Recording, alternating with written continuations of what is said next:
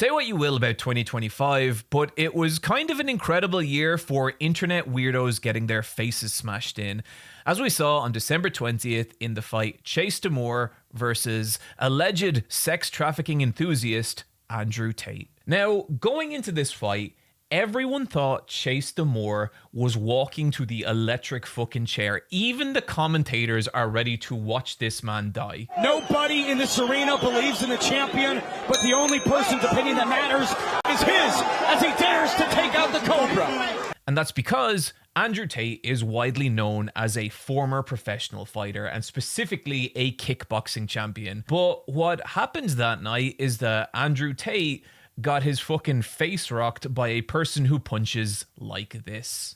Chin down, break your knees. I like that. Oh, boy. And yet somehow, that is the man who took Andew Tate, the alpha male of our generation, to his limit and well beyond it. Honestly, making Tate look like he has genuinely never been in a boxing match. And when I went and watched the footage of this, it kind of set off that alarm in my brain for, we'll say, fraudulent martial arts bollocks. Because how does a former reality TV star beat someone with so much experience fighting? And the first part is that they're both former reality TV stars. People forget that, but that is how Tate got his start. Andew Tate has established this idea among men online that he is like the gender's savior. He is this person who is going to lead man, and I mean specifically men, to some kind of promised Neverland. And I think that's true if your promised Neverland is also just full of sad, lonely men. But okay, with Andew Tate, you have this person who's built up this aura around himself as like this just samurai warrior battling back against the world. One of the last old school. And you see this in like big publicity stunts, like recently when he fought 60 men in a row, which is interesting because if you watch the fight against Chase Demoor, one of the most notable things is Tate gasses out halfway through round 2. And so how is someone able to fight 60 men in a row? How is he now gassing out a fucking round and a half in? And I think the answer to that can be found in even just watching a couple of seconds of Andew Tate's 60-man kumite. Not only is he fighting vastly inexperienced fighters compared to him, most of these guys are like tiny and look like they have never been in a fight ever. When I heard about like this 60-man thing, I assumed it would be like against actual boxers or something like that. But genuinely, like these guys have no idea what they're doing in the ring. And it's like one or two of them maybe look like they've been in a boxing match once. And the rest are just genuinely like the saddest looking guys. And it's such a weird scam because if you look in the background of these videos as well, you can see all Tate's opponents being drilled and forced to do these like excruciating exercises. And like if you've spent any time training in martial arts, you know what this feels like. At the start of a lot of classes, you do these like physical drills that are designed to get like your blood pumping and designed to tire you out. And a lot of the time, these drills can be more tiring than fighting themselves because in fighting, you can pace yourself. You can kind of stand back. You can play it defensively. You can be cautious. But when someone is commanding you to do these drills, it can be like the most exhausting thing in the world because there is no reprieve. That's what every one of these dudes had to go through before fighting Tate. So like not only is he fighting inexperienced boxers, he's fighting exhausted inexperienced boxers. And meanwhile, like he's just able to like dance around and chill, you know? And so it's like clearly this is an attempt to pass off Andew Tate's fighting abilities as something they are not. But how do you then explain Andew Tate's 4 different title wins? Well, you start by looking into them. We first need to look at the organizations that Andew Tate fought under to win these titles. And 3 of them were the International Karate Association, which was an organization established to create like a title around a karate/kickboxing rule set.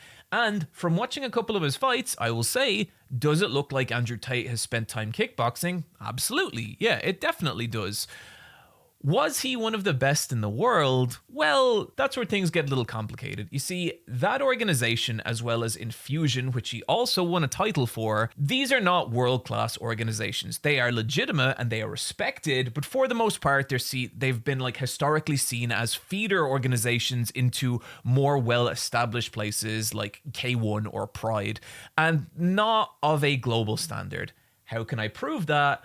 Well, let's take a little look at some of the people Andew Tate was fighting in his matches with these organizations. Take someone like Too Hot, Scott Gibson.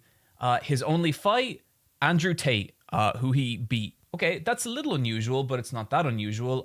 Luke Sainz, also Andew Tate, also beaten. So take someone like Lee Whitfield. His only fight, Andew Tate. Someone like Ollie Green, Andew Tate. Paul Randall, Andew Tate. Adnan Omeragic, 4 fights, 3 losses. And you can see the exact same in Lulian, who again, 4 fights, 3 losses. Jean-Luc Benoit, 3 fights, 1 win, 2 losses, all to Andew Tate. And it just keeps going like this. This person actually does have like some significant wins, but Andew Tate was his second fight, or his first fight ever. And a lot of these guys have so many losses, you kind of have to wonder why they're even fighting in the first place. But there was one fighter on here that really stood out to me as something really, truly odd. And his name is Miralem Ahmeti. And there's 2 very strange things about Miralem.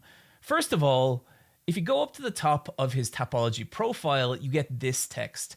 This fighter has been found by Tapology to have engaged in activity which does not conform to combat sport standards, has purposefully participated in bouts with no reasonable path to victory, displayed a lack of competitive effort, and is unjustifiably matched against more skilled opponents. In other words, this is someone who purposefully fights more skilled opponents in order to pad out their record. And what's even stranger is if we go to the bottom of his win-losses here, we can see he lost his first match in 4 minutes, round 1. He lost his second match in just over 1 minute. He lost his third match in less than 30 seconds. His fourth match in just over 30 seconds. His fifth match in less than a minute. And it just keeps going like this until, in 2020, this guy who has taken nothing but first round losses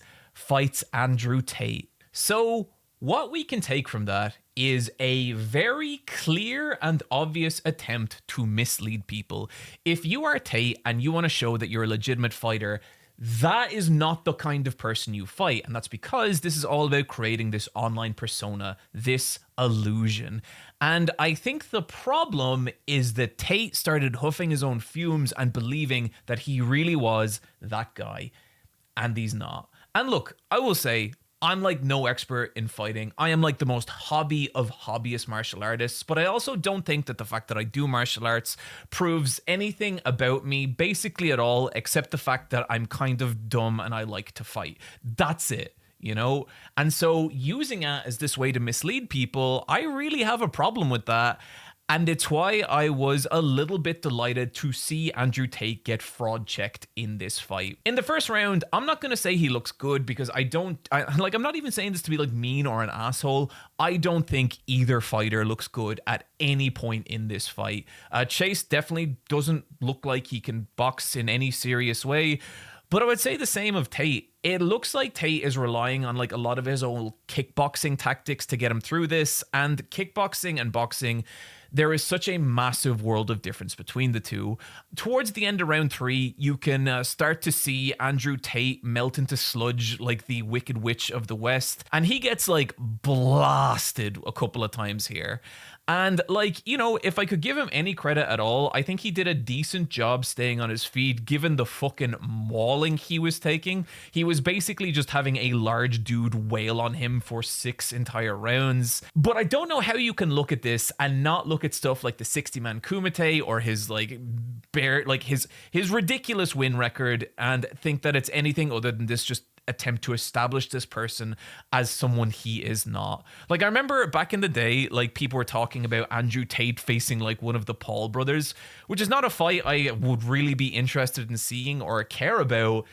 Both Paul brothers would fucking kill Tate. And for me to be defending the fucking Paul brothers or saying anything positive about them, that should show you what a fraud Andew Tate is in terms of his fighting ability. It is kind of ridiculous. So then towards the end of the fight, he just has absolutely nothing. It's literally like one of those cartoons where like a nerd is punching a bully and it's just doing nothing to him. He just gets blasted over and over, and it is one of the biggest like reality checks I have seen anyone get ever. And you know what? Here's the thing I'll say.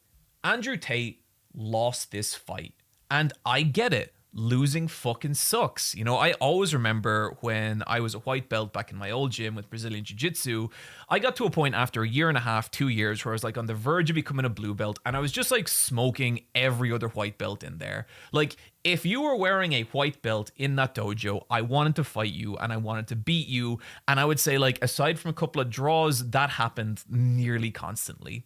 And then one day, there was this new guy there. He was a transfer from Spain, also a 4-stripe white belt. I fought him and he absolutely dog walked me for like 5 straight minutes. He must have tapped me out like 3 times in that time. And I was so shocked at the loss. Like, I couldn't believe it.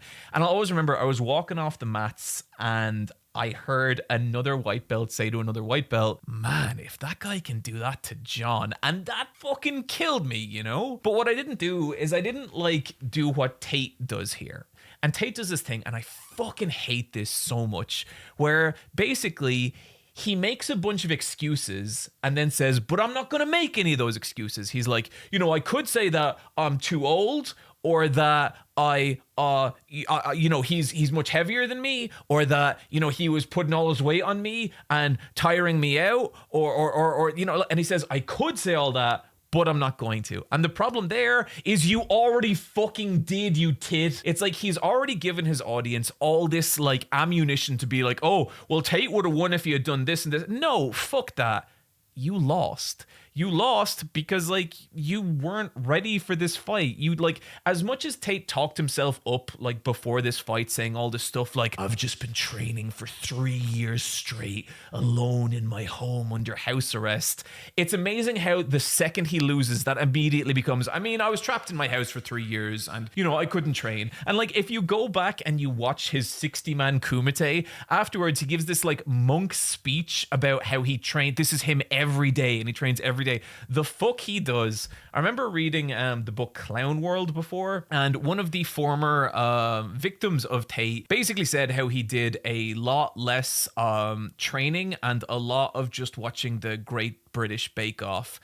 That is who this dude is. And look, I know I'm probably not going to change anyone's mind about Andew Tate with this video. It's like, if you are a Tate fan, you are probably steeped in that and you have made up your mind. I don't think in 2026 anyone's opinion on Tate is changing, but please just try and see, like, this is the person you have strapped your life to. You know, this is the person that you have been like, look at this god, look at this amazing person. He's just a fucking dude, and a dude who looks like he doesn't train that hard. That's it. And so, like, genuinely, if Tate had just lost the fight, I wouldn't even think it's that big of a deal. I do think it's like a significant aura shatter, and it's proof that, like, it's a persona people are buying into here. It's not a genuine person. As much as people suspected that already, I think this really proves it. But what really pissed me off is the excuses and then the I'm not going to make an excuse. You know, I think that is such cowardly, embarrassing shit.